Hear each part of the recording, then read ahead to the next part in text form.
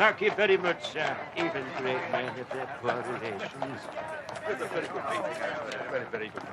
God bless you, sir. You're a gentleman. A very perfect gentle knight. Deathly sure, sir. Oh, thank you, sir. Oh, verily, my cup runneth over. May your sweetness never blush unseen. My gratitude knows no bounds, sir. Here I sit, your slave, poor, infirm, weak and despised. William Shakespeare. Oh, you're a gentleman, sir, and so was he. Blessed are the poor in spirit, sir.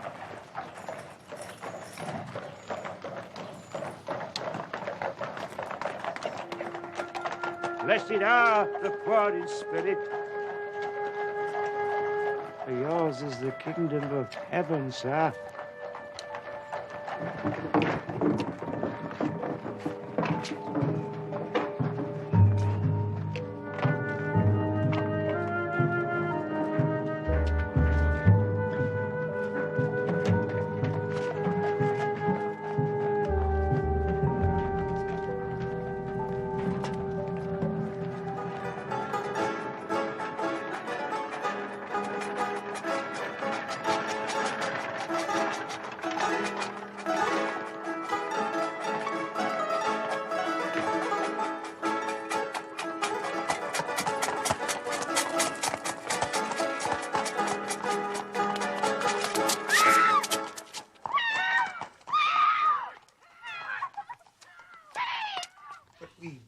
Arranged it 2 weeks ago.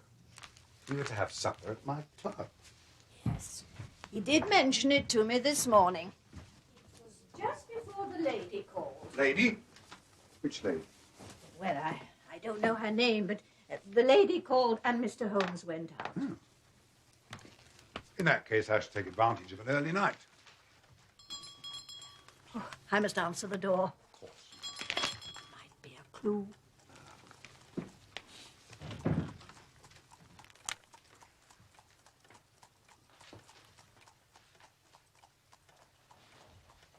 I hope I'm not being a nuisance. Oh, he won't mind, I'm sure. He's the kindest of men. Mrs. Whitney to see you, Doctor. Kate, this is a surprise. Not a pleasant one, I fear, John. Thank you, Mrs. Hudson. Perhaps some tea? That would be most welcome. You must forgive me for causing so much trouble. You're causing us no trouble at all. Please. Your assistant told me that you were dining with Mr. Holmes. Oh, I see you've been to the surgery. And you had just left. Well, Mr. Holmes has disappeared without trace, as you can see. In that case, I really shouldn't bother you with my problems. Oh, Mr. Holmes disappears without trace at regular intervals. There's really no cause for alarm, only curiosity. But, why did you want to see me? If you're ill, you should not be travelling across London. I am not ill. It's Isa. Well, if Isa is ill, I can visit him at home.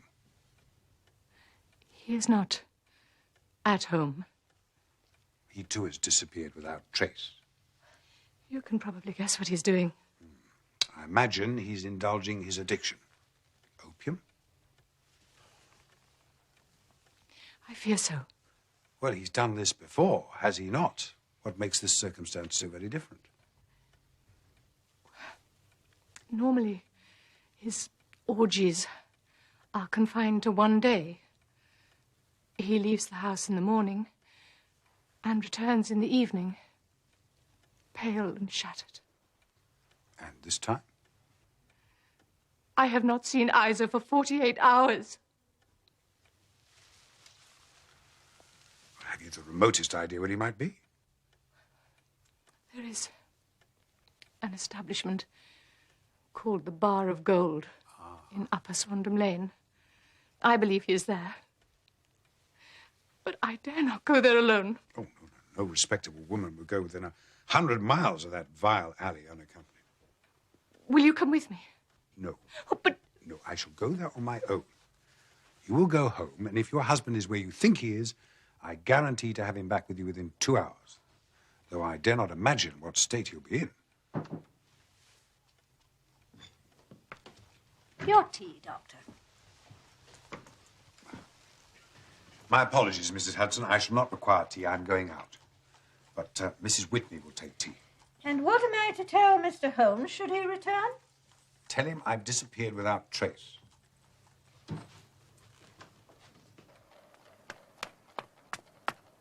Upper Swandam Lane, please, cabby.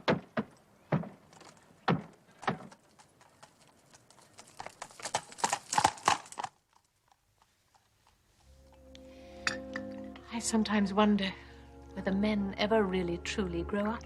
They seem to remain little boys forever. Do you wonder about that, Mrs. Hudson? No, Mrs. Whitney, I don't wonder about it. I know it. And they always need us to kiss them better afterwards. In a manner of speaking, of course.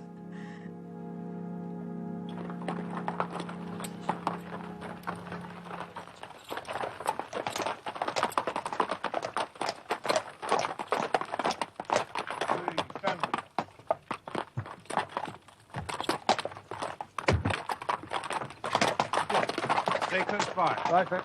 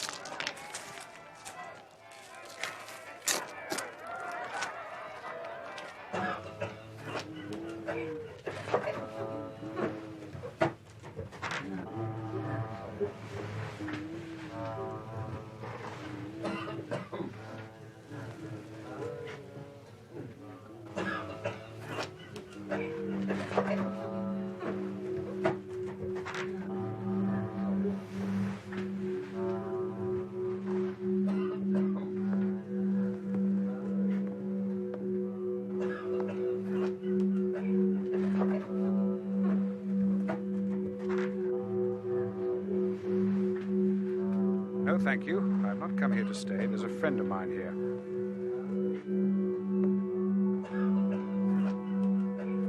I just wish to speak to Mr. Isa Whitney.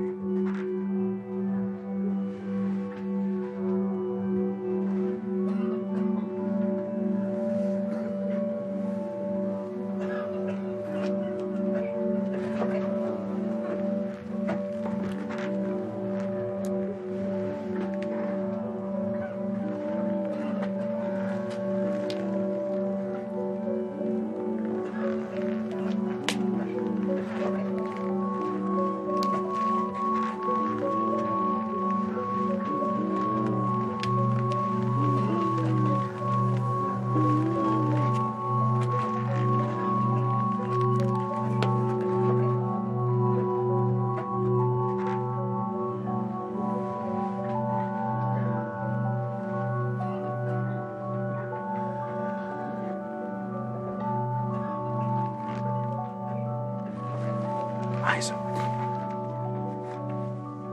My God. What's it? What's the time? It's 11. What's the day? Friday the 19th. I thought it was Wednesday. It is Wednesday. You're trying to frighten me. Your wife has been waiting for you to return home for 2 days. 2 days, surely not. A few hours, perhaps. 3 pipes. 4 pipes. I forget.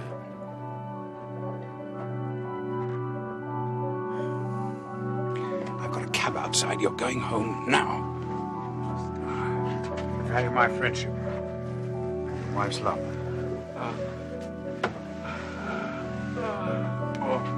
Okay. Come on. I have to pay. I had the manager Monday. You have to pay for your own destruction. I'll see to it. Just get out of this dreadful place.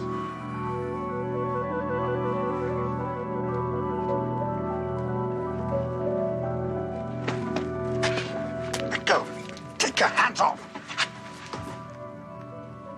Holmes! What on earth are you doing in this den? I can't think about my business. You have a cab outside. Yeah. I pray send him home. He looks too young to get into any kind of mischief. I'll see you in 5 minutes.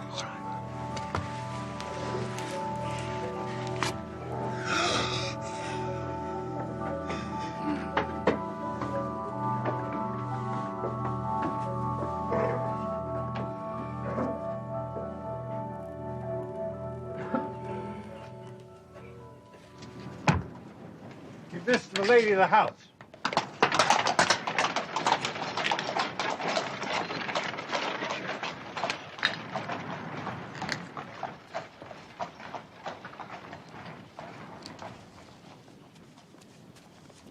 Holmes!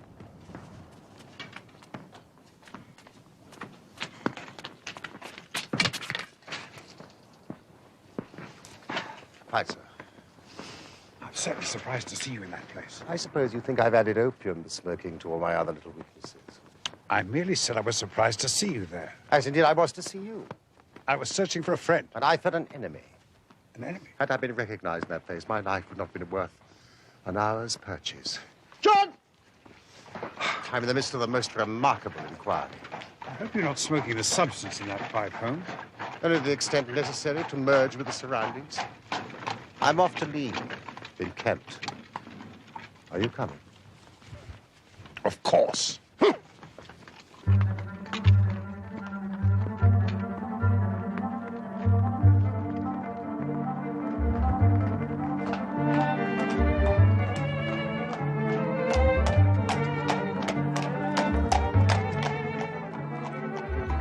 I think we should be safe now, Watson. Would you take the reins?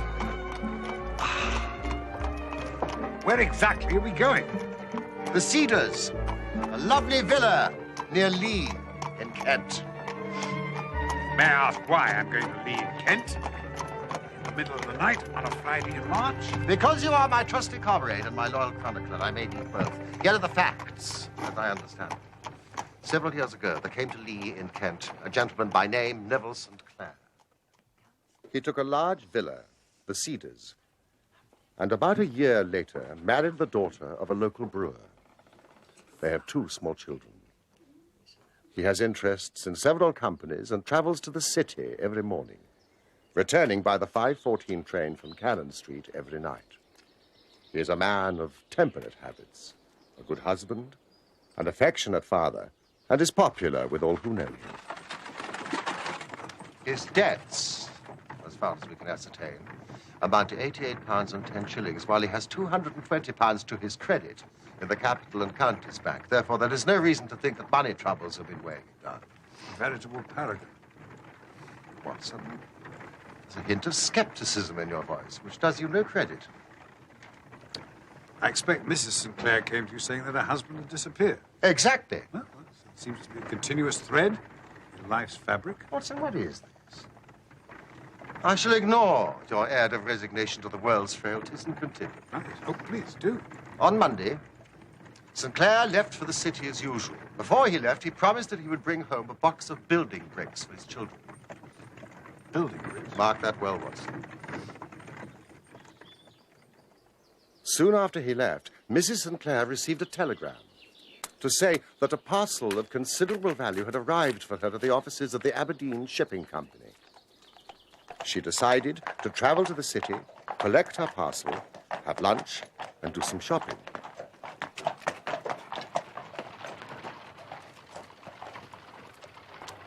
It was by chance that she found herself in Upper Swandam Lane, that same vile alley that we both visited this evening, Watson. And it was at this point that something quite singular took place.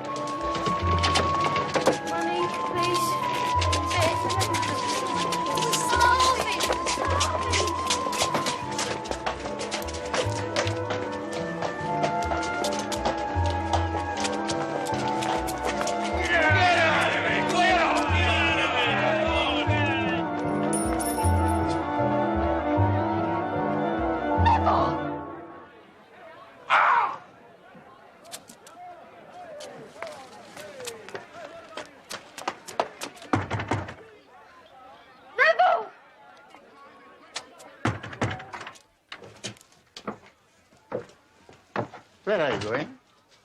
I'm going upstairs. There's nobody upstairs. I saw my husband waving from an upstairs window. There's nobody upstairs. I saw him. I know my own husband. What's he doing here? There is nobody upstairs. Oh!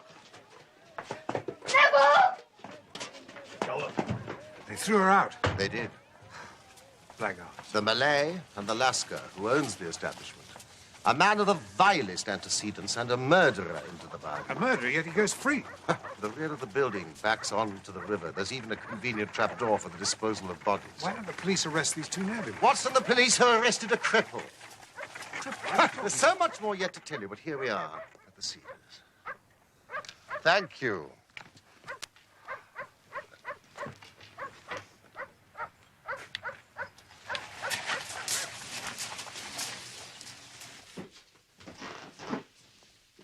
Mr. Holmes. Any news? Mrs. Sinclair, I thought you'd be asleep. Sleep does not come easily at a time like this. This is my friend and colleague, Dr. Watson, who has kindly agreed to help me in my investigation. Mr. Holmes has spoken of you. Mrs. Sinclair? I have taken the liberty of asking the doctor to stay overnight. And I took the liberty of preparing a little cold supper.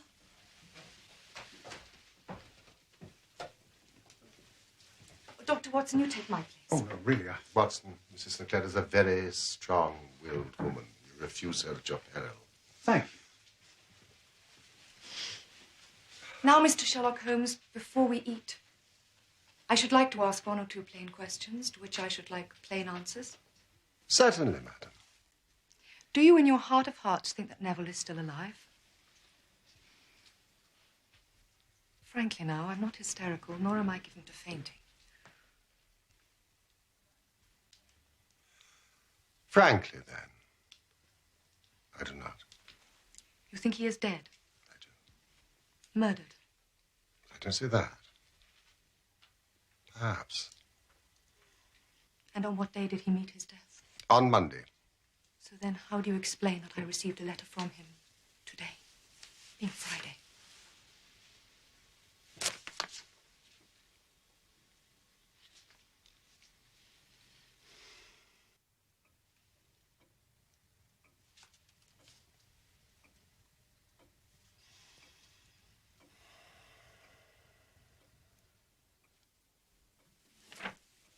Now, Mrs. Sinclair, I wonder if you would do me a favor. By all means. I have told Dr. Watson what happened up to the moment when you were ejected from that building. Would you tell us what happened subsequently, please? For Dr. Watson's benefit? And for mine. I, too, have to re-examine the facts as we know them. Now, if you're not too tired. Of course. As you may imagine, I do not take kindly to being forcibly removed from a building. I sought and found police help. 2 constables and Inspector Bradstreet. Bradstreet. And then you returned to the building. Yes. The period of time between these 2 visits was? About 20 minutes. By the time we returned, the door was unbolted. Though I am sure the Lascar had bolted it when I left earlier. I want to look at your upstairs rooms. There's nobody there. There's nobody there. You can't object if I look. You 2 men stay here.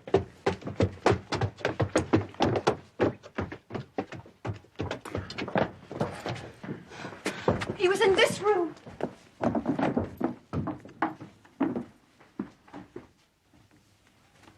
Time and again, I tell you, there's nobody here.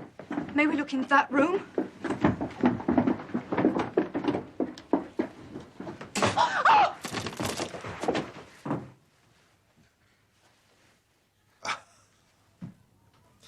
You mustn't be worried by this gentleman, Mrs. Sinclair. He is an old friend of the constabulary. You know, Inspector, according to W.S. Gilbert, a policeman's lot is not a happy one. Mr. Boone is a professional beggar. No, not a beggar. An honest trader. Does this man lodge here? Yes? You told me nobody lived here. Madam, a beggar is nobody. If you prick us, do we not bleed? Shakespeare, Mr. Boone. I know that one. You've told it to me before. Inspector! The River Thames, Mrs. Sinclair. And a large window. Mrs. Sinclair, a window and a river in close proximity does not automatically mean violent death.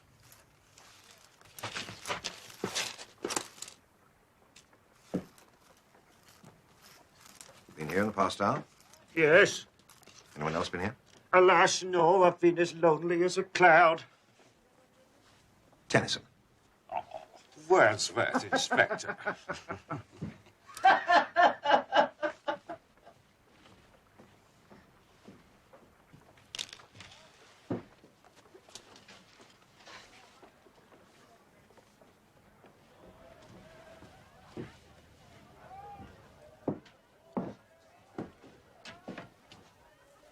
He was standing here.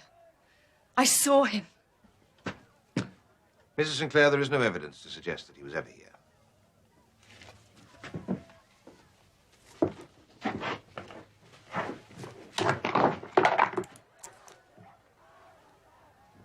Building bricks, Inspector.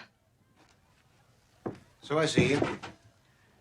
My husband left for the city this morning, and the last thing he said to me was that he had to buy some building bricks for our little girl's birthday. I see. Either of you gentlemen buy building bricks? Somebody must have left them.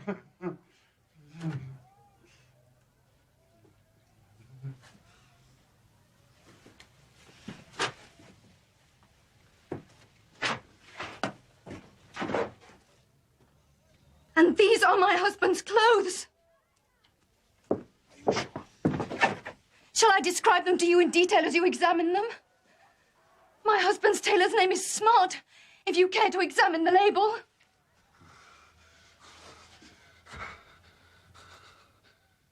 At that moment, Inspector Bradstreet began to believe my story. He and his men made an extensive search of the building. They found a blood stain upon the windowsill. They searched the Malay, the Lascar, and Boone, but found nothing. They failed to find my husband's overcoat. Overcoat? The one item of clothing that was not accounted for.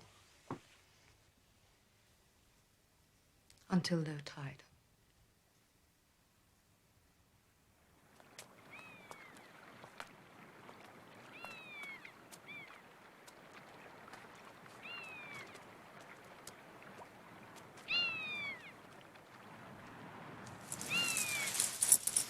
It's heavy, sir.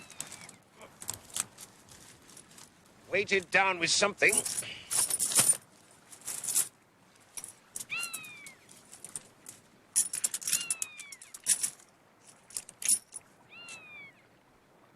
There were 421 pennies, 270 halfpennies stuffed into every pocket of the overcoat.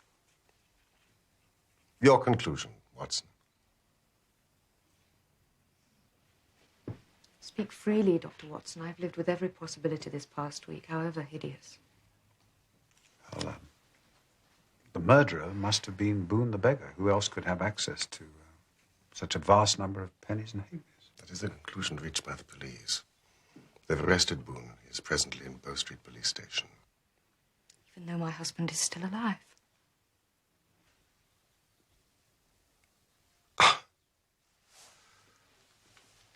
Now, Mrs. Sinclair, let us re-examine the significance of this letter. May I read it to Dr. Watson? By all means.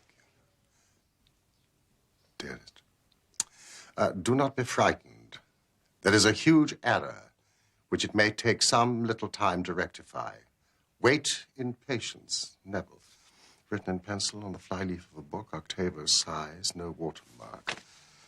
Posted in Gravesend by a man with a dirty thumb. This is not your husband's writing.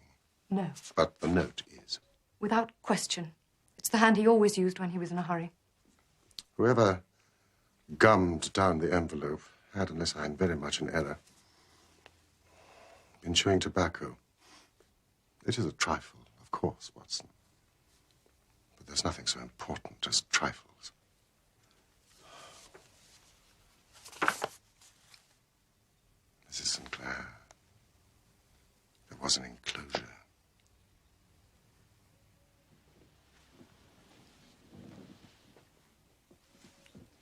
signet ring.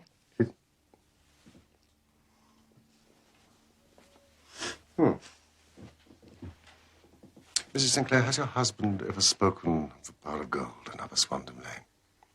Never. I suspect that Dr. Watson has a question to put to you. This is a difficult question to ask, Mrs. Sinclair, but has your husband ever shown any signs of taking opium?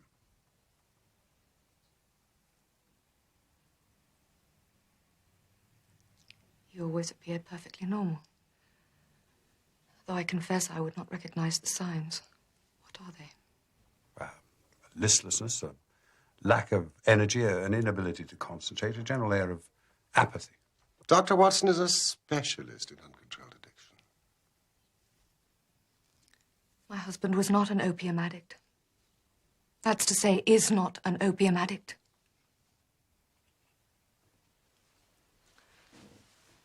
Mr. Holmes, I know you think my husband is dead.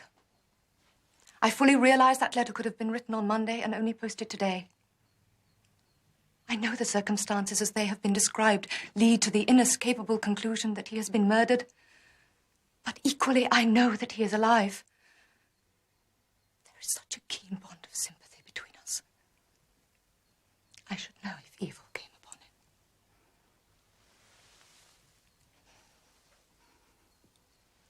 Please help me to find him.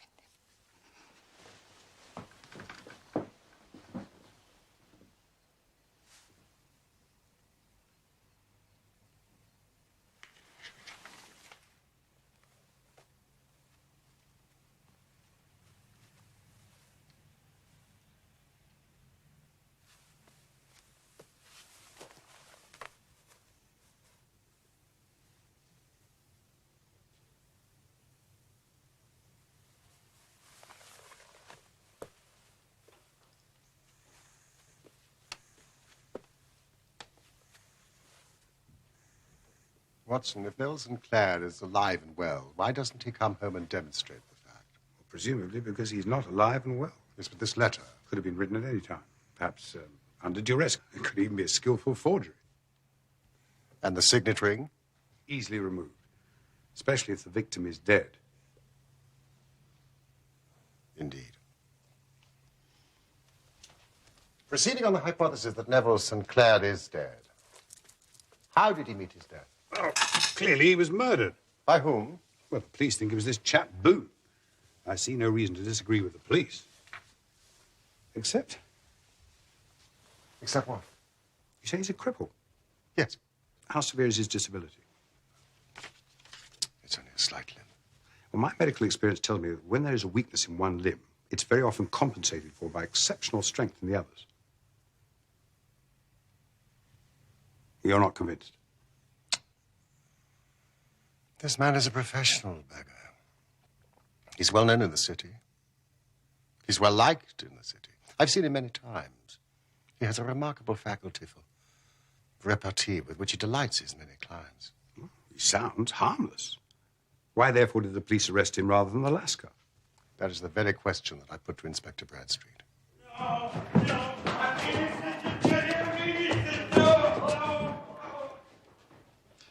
Murder has obviously been committed by a process of elimination. Boone must be the murderer.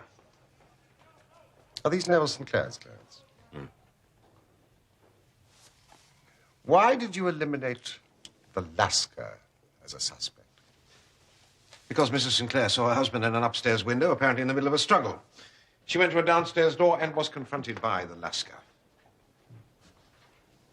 While they were conversing, or to be more precise, while the Lascar and his assistant were ejecting Mrs. Sinclair from the building, the fight was proceeding upstairs, leading, as we now know, to the death of Neville Sinclair. A 21st birthday present. A man of meticulous habits, no scratches. What was the motive in killing Sinclair? That remains to be established.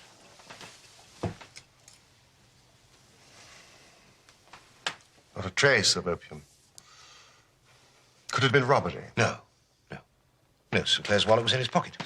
The money untouched. How do you explain the coins in the overcoat? I cannot truly answer that, Mr. Holmes. Let me try. Boone kills Sinclair. He removes the outer garments, hoping to capitalize on them and their contents. He lifts the body, carries it across the room, forces it through the open window, hence the abrasion. Blood upon the windowsill. He releases it into the river. Where it's sucked away by the tide. In the midst of this activity, he hears the scuffle downstairs as Mrs. Sinclair tries to force her way in. There's not a moment to be lost. Must dispose of the clothing.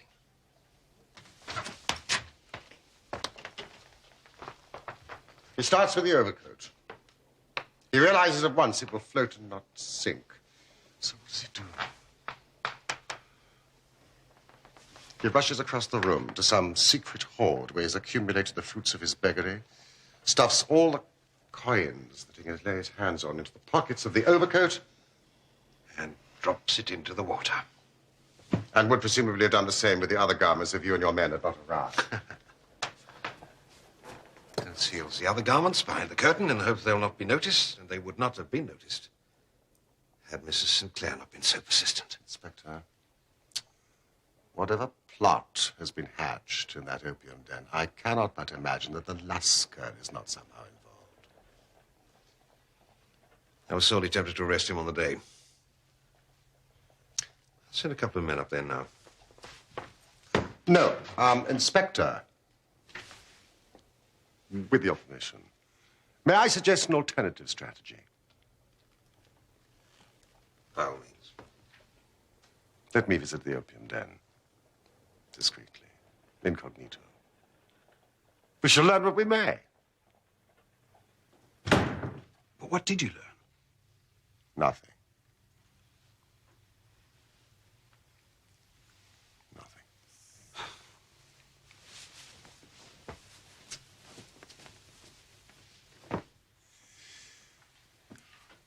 Everybody, as far as I can ascertain, appears to be telling the truth. I cannot see an overall pattern. Can you see a pattern, Watson? Oh, I see no pattern. But I do see a woman who, despite all objective circumstances, still believes that her husband is alive. And you've said on many occasions that the impression of a woman may be more valuable than the conclusion of an analytical reasoner.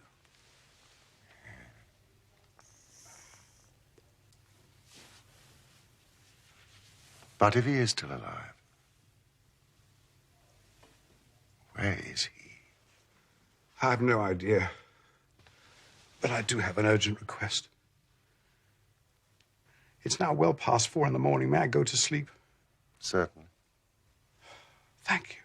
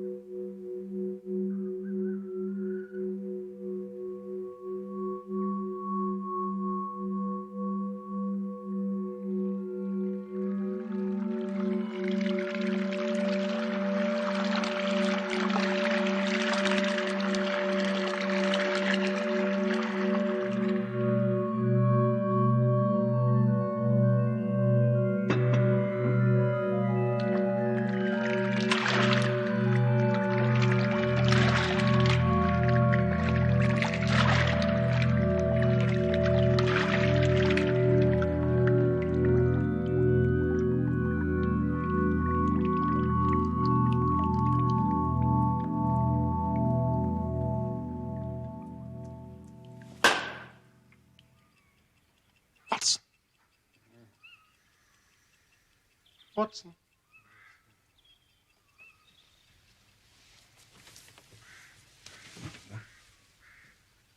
What time is it? Dawn. I've only had 2 hours sleep. I wonder if you do me the very great kindness of considering the possibility of waking up. I assume you have a good reason. Are you game for the drive? Certainly, but does it have to be this early? I have a little theory I wish to test. Is anyone's life at stake? Certainly not. Wouldn't it be possible to test your theory a little later this morning? I'll see you downstairs in 5 minutes. 5 minutes.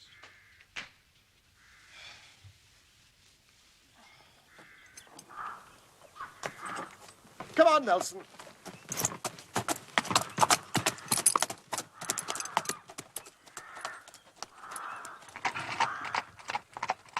You have the grand gift of silence, Watson. It makes you quite invaluable as a companion. Watson, you're in the presence of one of the most absolute fools in Europe. You exaggerate. I deserve to be kicked from here to Charing Cross. The moment you woke me up, I would have been I've got prepared the key, Watson, here in this Gladstone bag.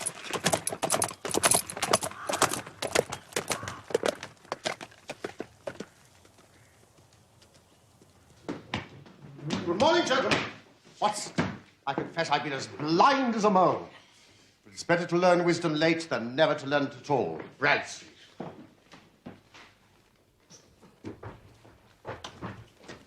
Bradstreet. I've called about that beggar man, Boone. He's in the cells, Mr. Holmes. What can I do for you? I should very much like to see him. He'd probably be asleep. Most of the population is probably asleep, Holmes. Very well, Mr. Holmes. Dr. Watson, if you come this way. You can leave your bag in the office, Mr. Holmes. I'll take it with me. It contains the key. He's a dirty scoundrel. Filthy. Refuses to wash. Says washing weakens a man's resistance.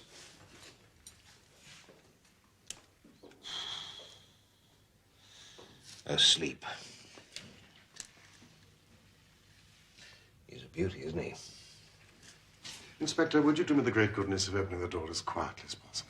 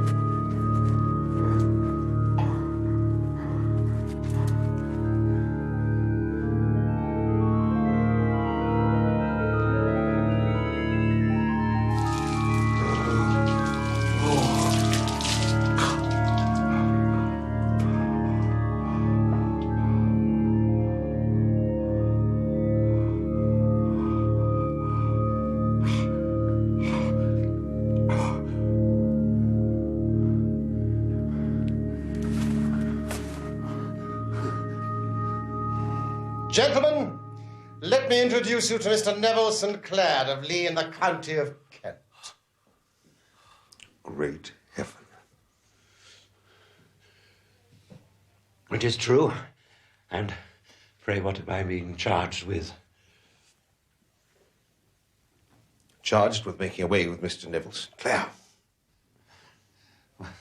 Making away with myself? I've been in the force for 27 years. This takes the cake. But since it is obvious that no crime has been committed, I am illegally detained. My strength is as the strength of 10. Because my heart is pure. Alfred Lord Tennyson.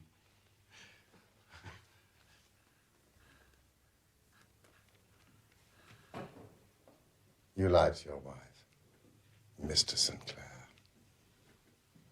Is that purity?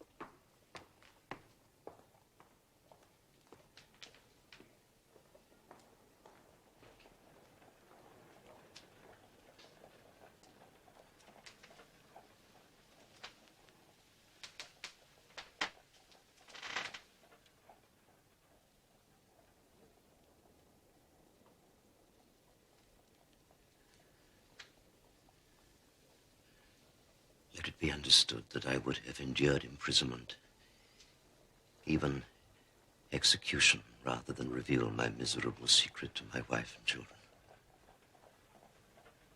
All is now revealed, Mr. Sinclair. So be it.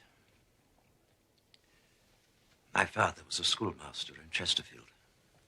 I received an excellent education, traveled, took to the stage, and finally became a reporter on a London newspaper. One day, my editor wished to have a series of articles upon begging in the metropolis, and I volunteered to supply them. So you became a beggar? Yes. And your experience as an actor must have proved invaluable. Yes. Exactly. Yes, I painted my face to make myself look as pitiable as possible. I manufactured frightening scars. I twisted my lip with the aid of a piece of flesh-colored plaster. And then with a dark wig and appropriate clothing, took my position in the busiest part of the metropolis. Ostensibly as a match seller, but yes, really as a beggar. And you did well? Yes. In one day, I took 26 shillings and 4 pence. I wrote my articles for the newspaper. My editor was delighted, and I thought no more about it. Until one day, I backed a bill for a friend of mine and had a writ served on me for £25. Well, I was at my wit's end. I mean, what could I do? And then suddenly an idea came to me. I asked for a fortnight's holiday from my employers and spent the time in the city, begging. In 10 days, I had the money and was able to pay back the debt.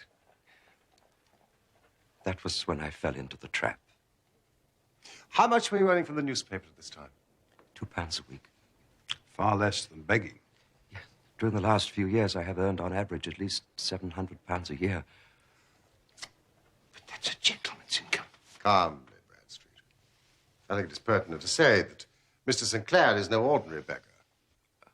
People do not expect a beggar to quote extensively from Shakespeare, Mr. Dickens, the Bible, or the latest popular songs. An aristocrat among beggars. Well, it is not for me to claim such a distinction, but as the inspector rightly observes, I had a gentleman's income, so I proceeded to live like a gentleman. I bought a villa in Kent. I married a beautiful and respectable woman. And every morning I traveled to my business in the city. You must have been embroiled with the Lascar by this time. Yes, I paid him a generous rent for the use of his upstairs rooms. My secret was safe with him. I fell among thieves, but found honor of a sort. You see, every morning I would emerge as a squalid beggar, and every evening transformed into a gentleman. Tell us about Monday. I had finished for the day and was dressing in my room above the opium den. And suddenly I looked out of the window. To my horror and astonishment, there was my wife in the street, her eyes fixed full upon me. Neville! I ran along to try and find Lasker. You must not let her in. I'll say there's nobody upstairs. She may return with the police. I'll tell him there's nobody upstairs. Mr. Boone will be upstairs. Ah, Mr. Boone is a lodger. He has a right to be upstairs. Neville! I then became Boone, the beggar once more. And then it occurred to me that there might be a search of the room, and that my clothes might betray me. So I picked up my coat, which was weighed down with the coins that I had just transferred from my leather bag in which I carried my takings. The rest of my clothes would have followed, but at that moment, the police arrived. The rest you know. We found blood on the windowsill. In my haste to open the window, I cut myself. A minor abrasion, but if you prick me. And thus I was arrested on suspicion of having murdered myself. And thus you caused your wife much anguish. But I wrote her a letter. And gave it to the Lasker to post? Yes. It was not delivered. It arrived yesterday. He probably gave it to one of his sailor customers. I shall never forgive myself the agony which I have inflicted upon my wife. Can I go to her now? I think we must impose one condition, Mr. Sinclair. Anything. There must be no more of you, Boone. I swear it by the most solemn oath that a man can take.